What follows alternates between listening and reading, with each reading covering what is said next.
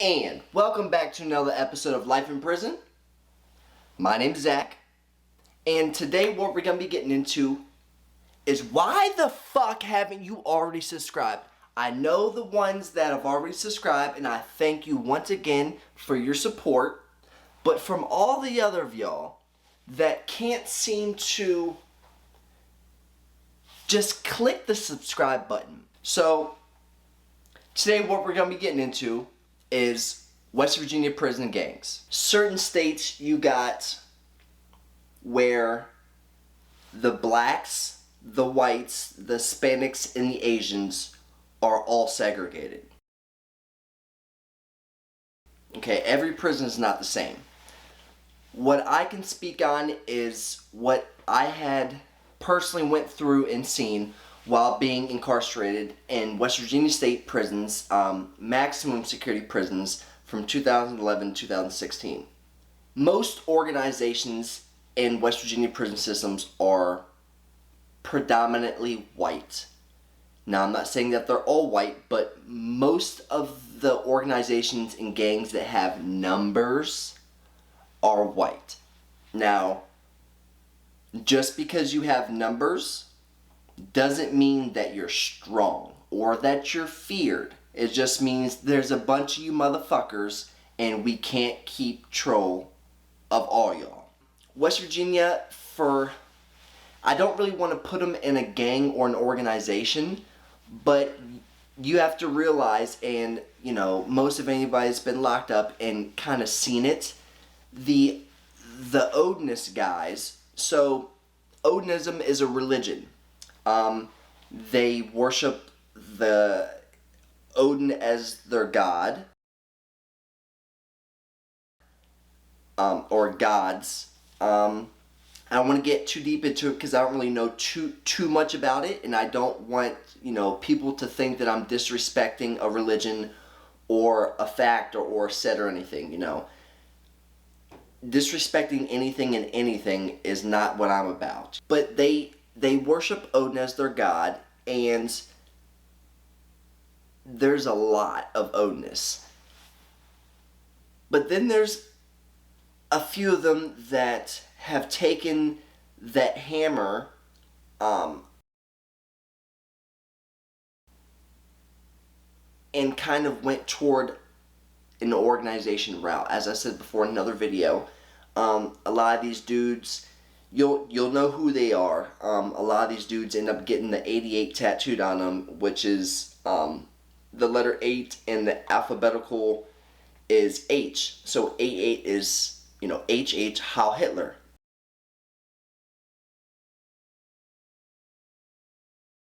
So it's, those ones are slowly going toward like the Nazi lowriders and some of the white supremacist gangs.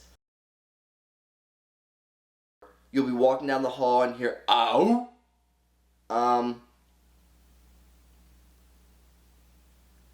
A lot of the, you know, in every organization or gang, there's certain individuals that, you know, are feared, and then there's ones that are just some lackeys or more or less the lingerers. You know, the ones that you saw a lot of dudes that felt like they had to be a part of something but didn't want to join a gang. So they end up becoming Odinists. And then they'd get these little string necklaces with the Thor's hammer on the end of it. Next in line would definitely be us dogs. In the West Virginia prison systems, DMI members are also really deep, but then again, there's a good bit of them that should have never even gotten involved. As I said, you don't have to be a killer, and you don't have to be feared, and you don't have to do this to believe in people's morals, judgments, and a way of thinking towards life. How a little rundown on things that I can tell you is how DMI even got started.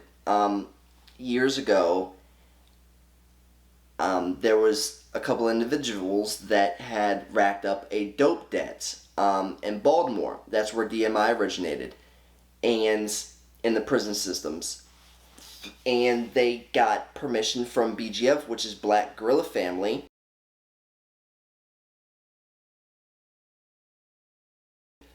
But with BGF, it is black people. And Jordan, Rock, and Sweeney, the three originators of DMI, end up going to these dudes and paying off a dope debt by taking hits out on people. A lot of people got killed, and with them clearing this dope debt, about $10,000 dope debt, by them clearing this dope debt, they had then been given the power to start up their own organization. That's where DMI comes from, Dead Man Incorporated, or you see a lot of DAWG, DAWG, it's DMI Against World Government. It is also predominantly white prison organization or gang, however you want to say it. But there are a few of us that are, not white, that are a part of it.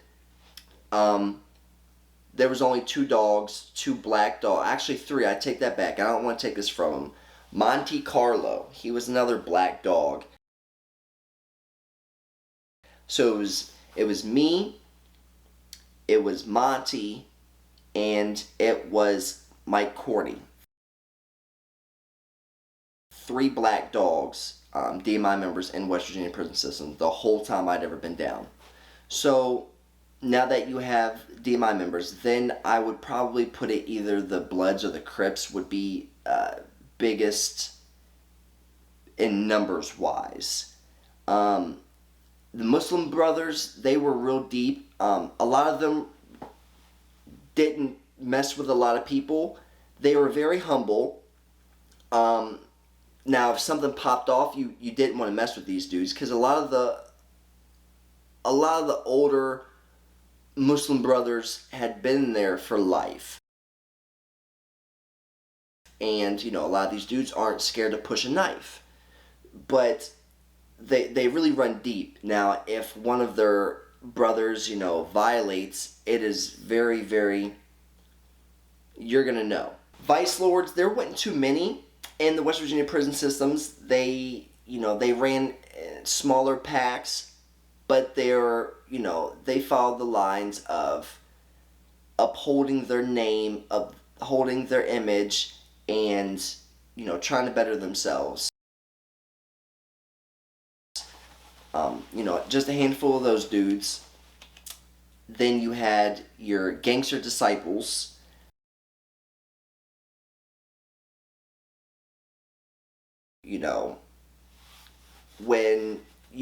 Whenever you do life without parole, they send you to Mount Olive.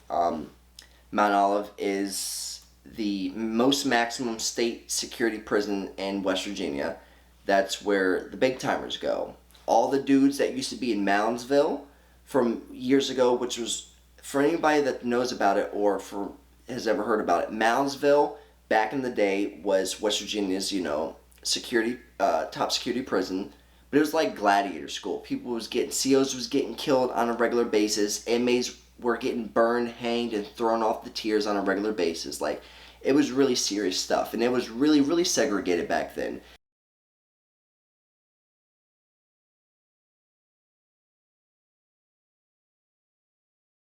Over the years, West Virginia prison systems has kind of softened up. They took cigarettes back out in 2009. That stopped. The only place where it's more really segregated and more political would be Mount Olive, just because you got the lifers up there and you got the guys that really uphold what they believe in. Now, as I keep saying and will always say, you don't have to join a gang. I advise that you do not join a gang if you're, prospecting or thinking about it, unless you have to, okay? Most gangs or organizations originated because people didn't have family or friends or loved ones to depend on. So now they have comrades that is now their family. But people's morals and judgments and understanding of what they're joining and believe in has been watered down over the years. So now when people think of gangs, they think of drugs and violence, and that's it. People more or less just want to be feared now instead of getting down to the roots of actually wanting to grow themselves and then along with their unit also. That's another thing that I feel that prison has started to lack over the years. It's actual unity. So if you want to go ahead and look like a clown, then now all of y'all gonna look like clowns. That's why most of people's rules and regulations are, you do not get high. Because now, say if I started getting high, right? Say I'm a part of DMI, okay? Say me on a personal level goes and starts buying drugs off somebody and I get addicted to them. Well, if I don't have the money to pay for these drugs, well, now that person's gonna go after the people that I hang out with. You're guilty by association. That's why we shouldn't get high, because I put my comrades in predicaments that they don't need to be in, just like gambling. You can start a whole gang war over not paying poker debts, over a drug bill, over a store bill. This is why there's a lot of things that, shouldn't be going on that honestly, people start breaking the rules, and it's kind of like once you start opening up a door, until that door gets shut, it's going to keep getting pushed open to open to open, where you feel like you can get away with anything because there's no repercussions or consequences. You have a name to uphold. So if you catch a comrade coming out of someone's cell that sucks dick, now your name is thrown under the bus, and then your whole set is going to be looked at in a different aspect, because it's like that's supposed to be frowned upon, but you let it happen and then nothing's done about it. So then it keeps going on. That's another thing, honestly, that people have issues with being locked up, is you would be surprised the amount of people that end up messing with boys. Now, I don't care, as I said before, it has nothing to do with my life, and I have a lot of friends that are, homosexuals. Me, I didn't go down that route, but, I'm not going to judge you for if you do, but if you're part of my unit, that's something that's very much frowned upon. So if you get caught sucking wee-wee or getting your wee-wee sucked, yes, I don't want you a part of what we are. You know what I'm saying? If I have to follow rules, then so should you. About a year ago, up in Mount Olive, there was an altercation between an Aryan Brotherhood individual and a black inmate. Well, unfortunately, with where these prisons are at, they're up in the mountains deep in West Virginia, and these prison guards actually allowed the Aryan Brotherhood members to prey on and to attack a black inmate.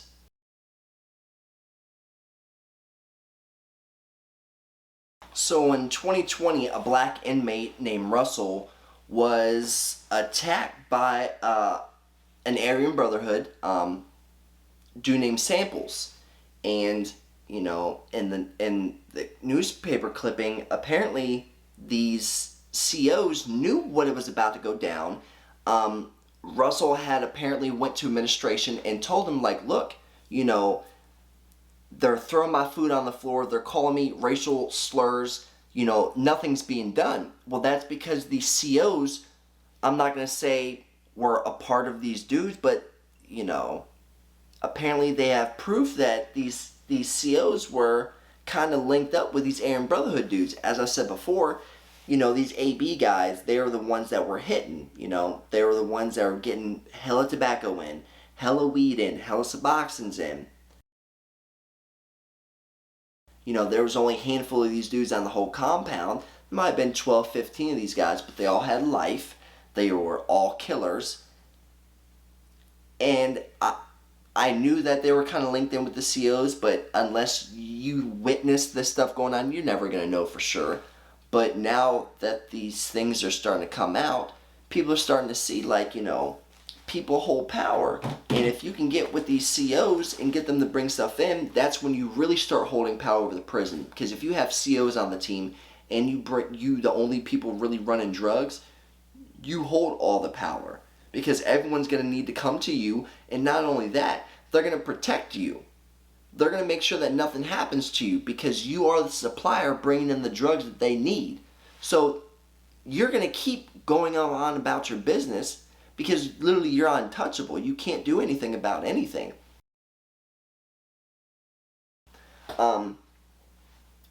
There's been a few instances where, DMI has clashed with some of these Odinist groups, or sets within the Odinist groups, just because a lot of these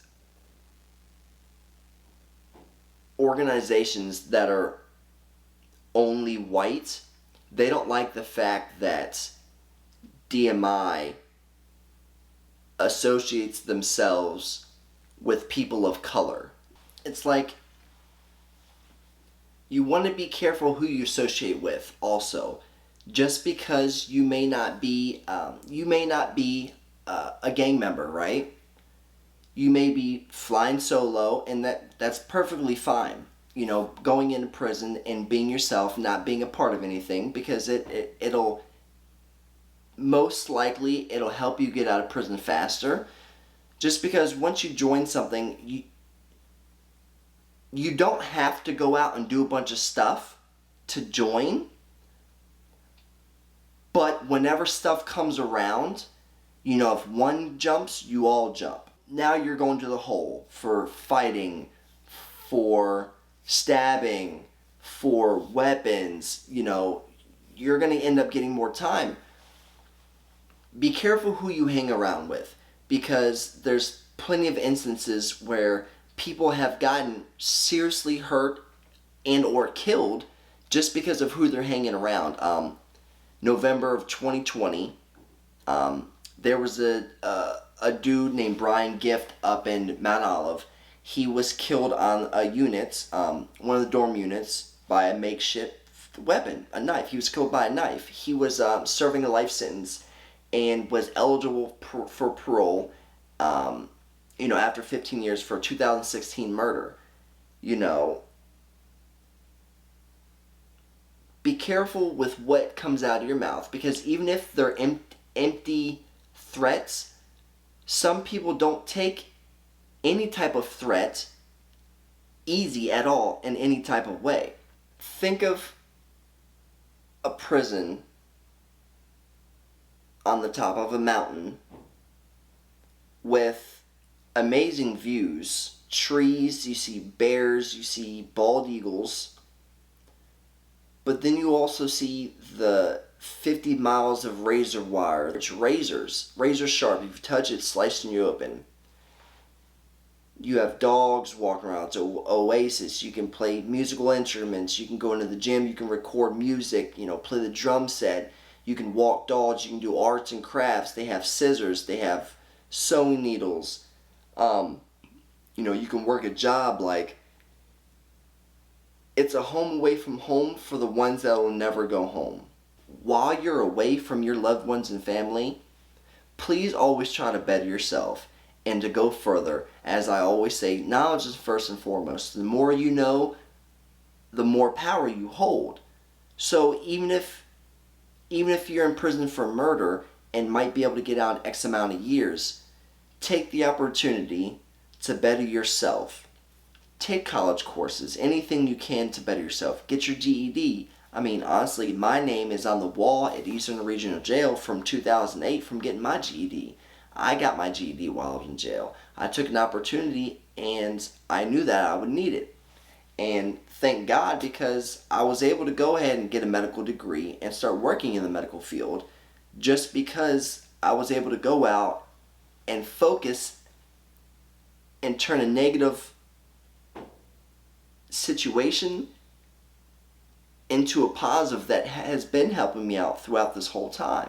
You drop your flag. What dropping your flag means is if you're part of a gang, right, and you no longer want to be a part of the gang, metaphorically speaking, on the streets, you have a bandana with whatever colors that you rock.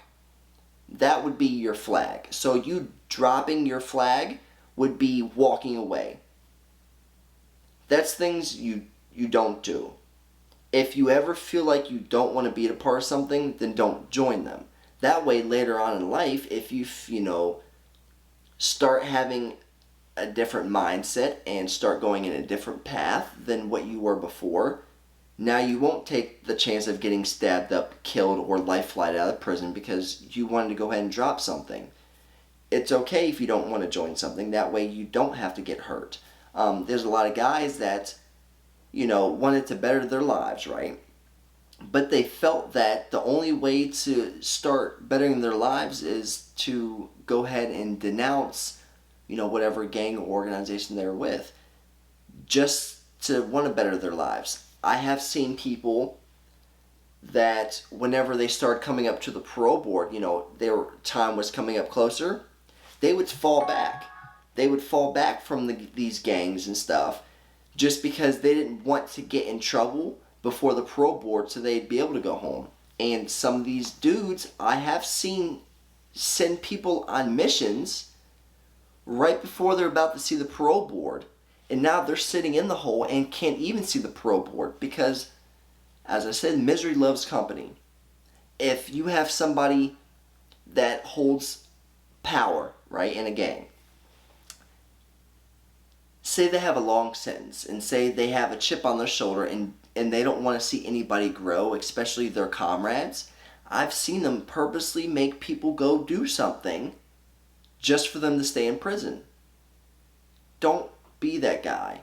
If you're a part of any type of organization or any type of group, what you would always want to do is to see your brothers grow, better themselves, better their lives, want to achieve more, not only for themselves, but for their family members. You gotta realize, if you're in prison, I don't want to see you stay in prison. I want to see you get out and provide for your family, provide for your kids, provide for yourself. As I said before, some people join prison gangs or gangs in general for the wrong reasons, right? With two individuals that joined DMI while I was incarcerated, they never should have joined, okay? So, dude named Larry Kidd,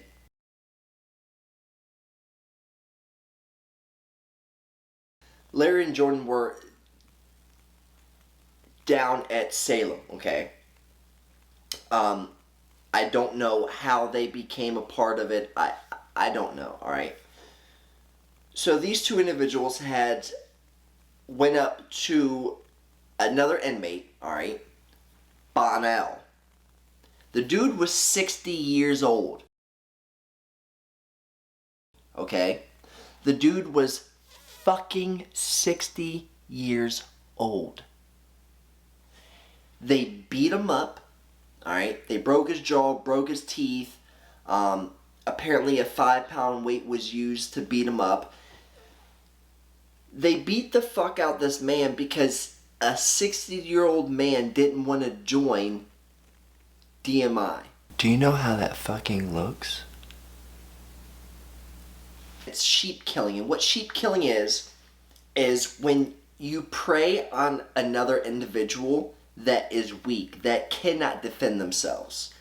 So what a lot of these dudes will do in these gangs, these young boys, and honestly, I take that back, they're not even young.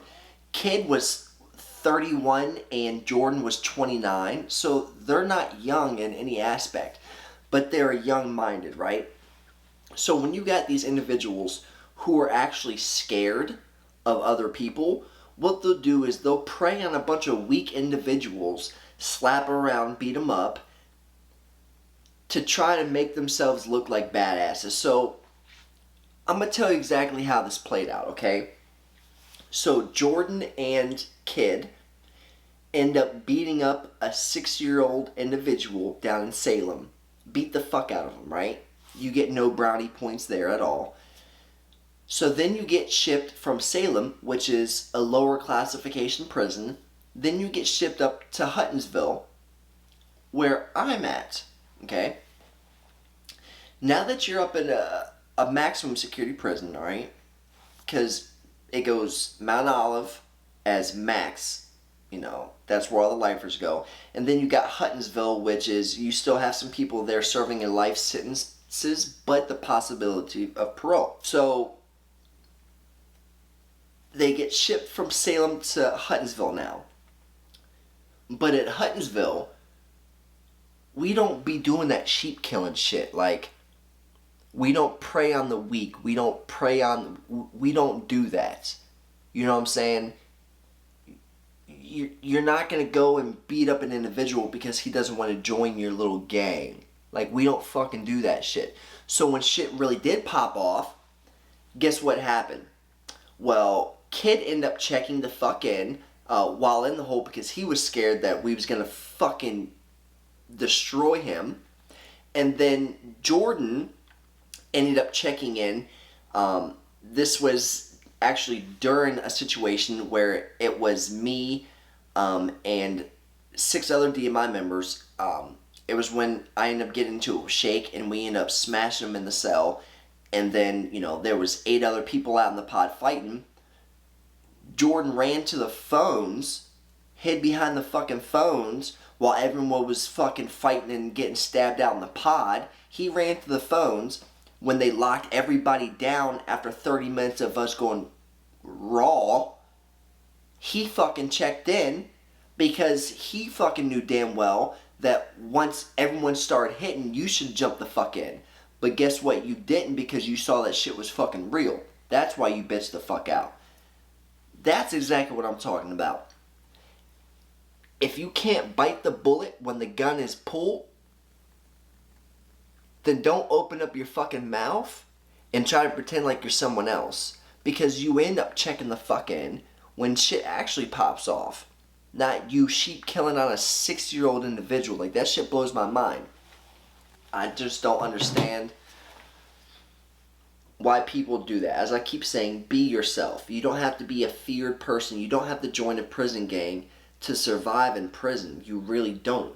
Stay yourself, be yourself, and behave yourself. Then you'll skate on through prison. Like, prison is seriously easy. Imagine, right? For anyone that's never been locked up, incarcerated at all, okay? Say you get in a situation, regardless if you did it or not, and now you're sent to prison. You have a TV in your cell. You can have an Xbox, Xbox 360. You can have a PlayStation 2. Then you can also have a 15-inch flat screen TV.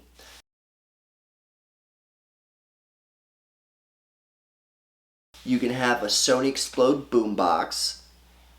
You can have a CD player. You can have shoes. Like, yes, you are locked up. You are incarcerated. But you can go to the library. You can watch movies. You can go to the gym.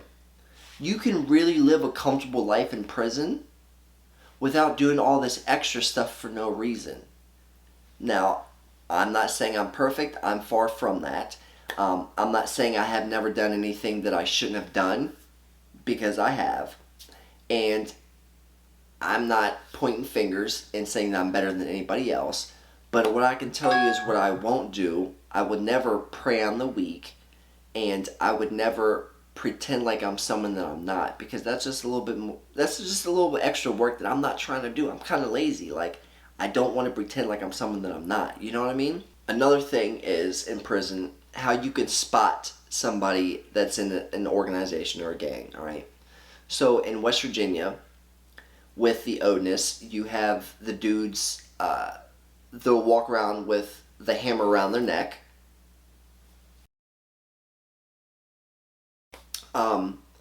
With the DMI members, how you can tell is we'll be wearing black. You can look for a dog paw. You can look for a pyramid. You can look for an actual dog itself. You can look for the words DAWG, dog, or DMI against world government. Grim Reaper, pyramids.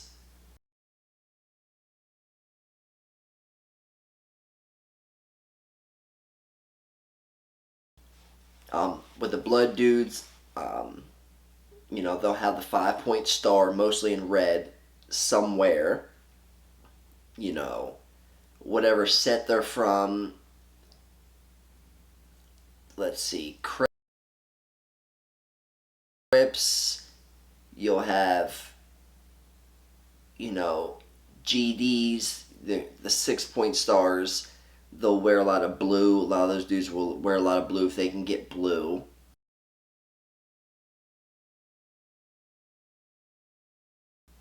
Um, rolling 40s, 60s. Let's see. And another thing, and where we don't have the unity anymore. As I said, I talk to anybody and everybody, right? And even though we originated from BGF, there was only one BGF individual that I came across that was legit, and A4 was up at Mount Olive, and what people don't do anymore is tie flags, and what tying flags is, the physical, actual aspect of it is, tying your flag. Back in the day, the Bloods and the Crips on the streets actually tied their flags at a certain point in time to come together as a community to help regain what they once had. Them against the law enforcement at the time. That's exactly why they tied their flags, because they set aside their differences and they came together as a community.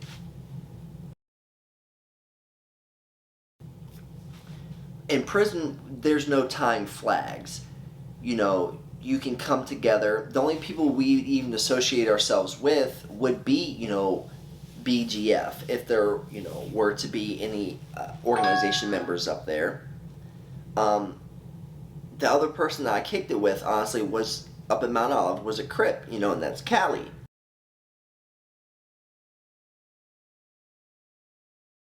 It didn't matter what color he rocked, what he believed in.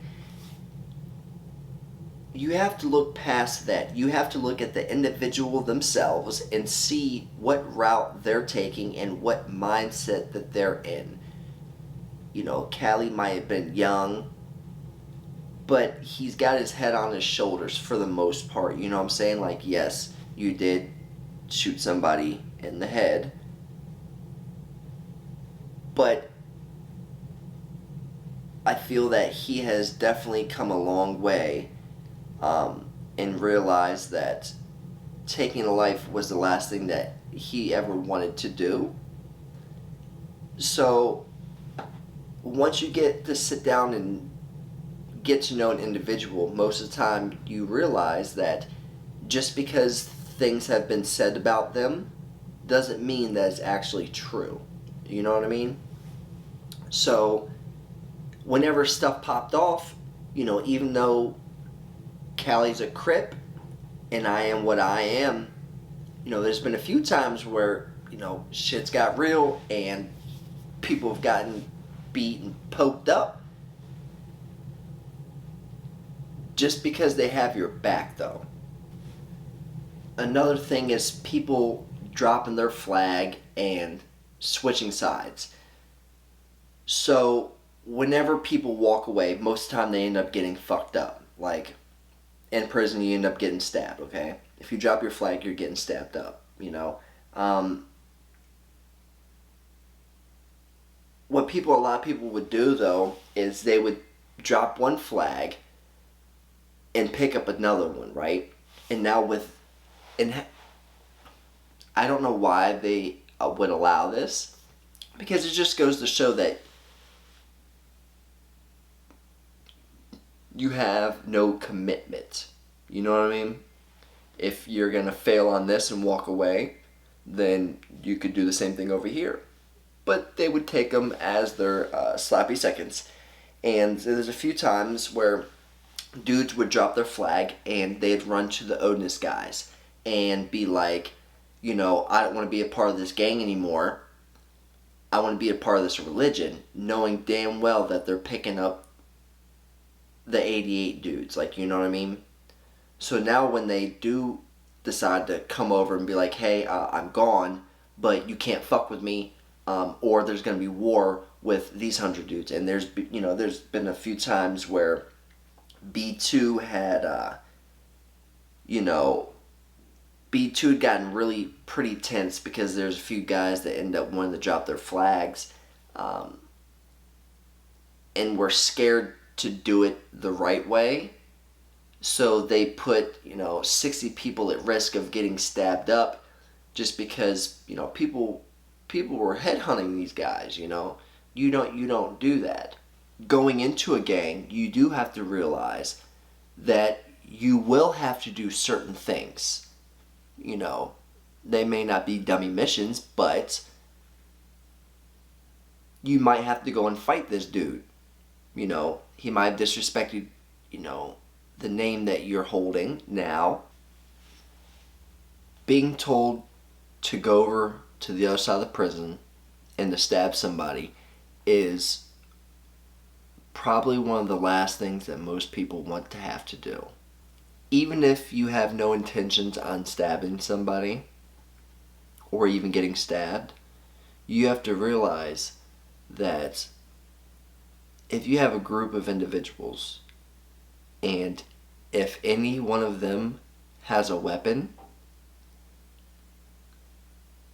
now the odds are against you. So now to even it out, most people make knives. Now, most of those people never have to use those knives, and that's a good thing. But unfortunately, if knives come into play, if you pull it, you better use it. And when I say you better use it, it's kind of like on the streets. If you pull a gun out, if you're not prepared to use it, it'll get taken from you, and then now you could possibly die. Same as in prison. If you end up pulling a knife on somebody, it could enrage that person to the point that they will take that knife from you, and then now they will kill you. So, if you ever decide to join any type of gang, even if you're not in prison, even on the streets, be prepared to be told what to do, when to do it, how to do it. Don't ask why you're doing it. And realize that the rest of your life could be affected. There's always that chance that something goes wrong and someone actually dies, even if you're just trying to defend yourself, or even if you're just trying to slow someone down. If you hit an artery and they bleed out, now you've got a charge. There's been many a times where, I've been in situations where, thank God that nothing serious happened, because at the time you don't really think about what you're doing, and some small things can turn into very, very large things. I'm just glad that the path that I've taken has been on a pretty much lucky path. I've done a lot of things that I'm not proud of. The only thing I can do is learn from those mistakes and use those times as reminders that life is very short and things can be taken from you very, very quickly. Do I ever regret joining what I joined and doing what I did? Yes and no. I feel that every choice that I've made in my life has been made for a reason. Even if it was a negative outcome, I'm able to now look back and to realize that even though I was hurt, and even though I was alone, and even though I was stripped of all my rights, that the future still holds many, many bright opportunities for a lot of individuals. Whenever you're in prison, what you don't want to do is to surround yourself with a bunch of roundheads, and that's when you got just a bunch of people. You got just a bunch of people for no reason around, right? Like for instance, down at Salem, them dudes trying to get that 6-year-old guy to join a gang. Like, why would you want a 6-year-old dude? Like, what is he gonna do if something pops off? Is he gonna start swinging and hitting people with a fucking walker? Like, you get what I'm saying? I wouldn't want I wouldn't want to be someone's big homie just because what if I had brought someone down, right? I brought someone home and they end up disrespecting themselves. Now, then they disrespect me. Now they tainted more or less my bloodline. As I said before, I'm not a feared man, but I'm respected.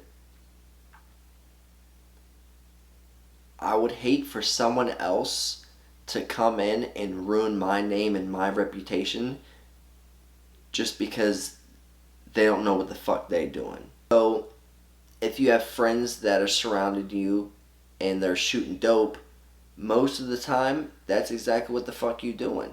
So, if you got a bunch of people that are smoking boot or smoking coke or smoking crack, that's mostly what you're going to be doing because that's all that they're going to be focused on. So if you're focused on nothing but drugs, then that's all the people you're going to surround yourself with. I want to be surrounded with people that want to prosper in life. They want to go somewhere. They want to do something. They want to leave their name as a marker for a positive. I don't want to be known as a crackhead. I don't want to be known as a dope head. Like, it's not a good look. There's a few ways that these organizations would move. So, as I said before, there's a few traits that I just never forgotten, right? When you go to the shower, you better have a shower buddy with you. And what that is while you're taking a shower, there's someone standing outside the door, suited and booted, which means they got their shoes on tied tight, and a knife ready. Because when you're in the shower, you're most vulnerable. You're butt naked. So, if someone were to run in on you, what are you going to do? Are you going to beat them off with your... Do not leave out your cell with your shoes off. So no slides, because if you get the tussling, you ain't gonna have no grip. But you're gonna use your toes to try to grip on the ground. If you go to chow, you better go with a buddy. You do not get caught lacking. You do not get caught walking by yourself. So no matter where you go in prison, if you go up to medical, if you go to the chow hall, if you go to commissary, if you go to the library, if you go to the gym, if you go to the center yard, there better be at least one member with you at all times. And if you hold any type of power, if you hold a position, then there better be 2 people with you. You know what I'm saying? There's been a few times where if you start taking out these tops, as I said, the whole cookie will crumble. So you always want to make sure that your leaders are always protected. Don't get caught on that poker table. So, and getting high is a no-no, but people did what people did. You know what I'm saying? They do these roundups. So what they do is they go to every DMI member cell, and if they would find anything in your cell contraband-wise, you were going to the hole. They were called roundups, and that's why most of us were in the hole most of the time, because we did so much stuff that they couldn't figure out who did it, but they had a good idea of who was doing it.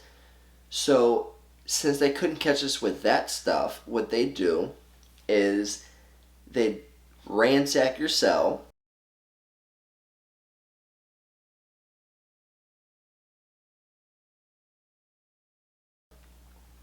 And if they found anything extra pencil, extra clothes, extra pillow, if you had too much hygiene stuff, if you had too much food, if they thought you were running a store, they would take you to the hole and they just leave you back there and try to keep hitting you with things back in the hole to try to keep you back there on AdSeg, just so you weren't running amok on the yard.